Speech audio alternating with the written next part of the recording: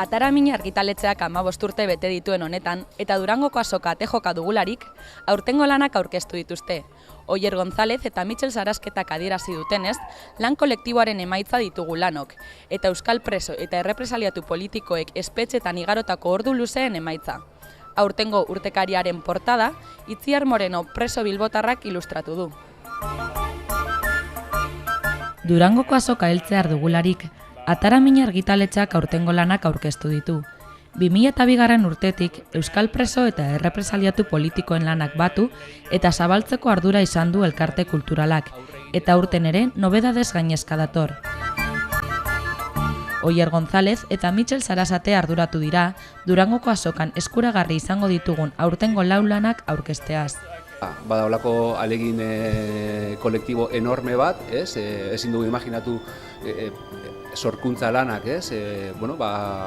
zelan persekutatuak dian espetxean, eta orduan ja hasten gara eraikitzen konplizidade sareak, zenideekin, gero editatzerako orduan, editore ezberdinekin, orduan holako lan kolektibo sekulako bat, lan hauek kaleratzeko, sortzaileak kartzelan dauden bitartean, ezta?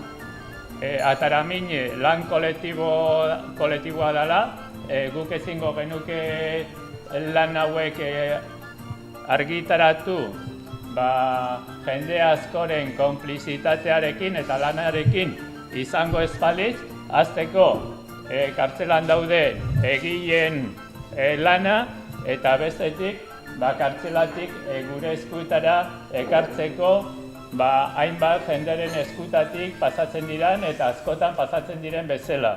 Anekdota bezala, esan gutariko, hemen azaltzen diren sortzailetariko batzuk, haien lanak zapatetan izkutatuak ateratzen dituztela bizitetan, hori da kontestua.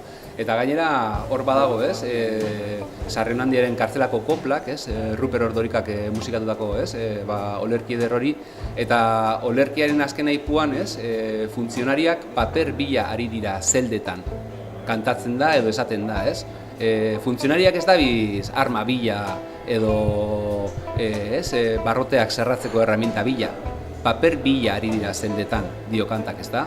Eta horraz egiten da, ze balore dakan sorkuntzak espetxean, 13 sortzaileren lanak batzen dituen urtekaria. Ibon Muñoa Eibartarraren udaberrian biziko gara olerkaria. Xabier Ugartek eta Kepa Etxebarriak elkarlanean osaturiko Aselko eta Otxoko bertsotan aurrentzako ilustrazio liburua. Eta Errezel Berdeak, Jesus Mari Zalakainen bizipen liburua ditugu, aurtengo argitalpenak hain zuzen. Beti botatzen dugu bautade hau, baina egia bat da. Editorial gutxi egongo dira desagertzeko bokazioz sortutakoa, baina gu bagara bat, eta lehen desagertzen baldin bagara asko hobeto. Badago hor sorkuntza eta espetxeaz erreflexionatzen duen aipu zoragarri bat, Joseba Sarrenandiarena, eta Joseba Sarrenandiak hala dio, barnean daukadan mundua ez da barnean daukan gelan kabitzen. Eta sorkuntza, idaztea, marraztea, bada barne mundu hori elikatzeko beste manera bat.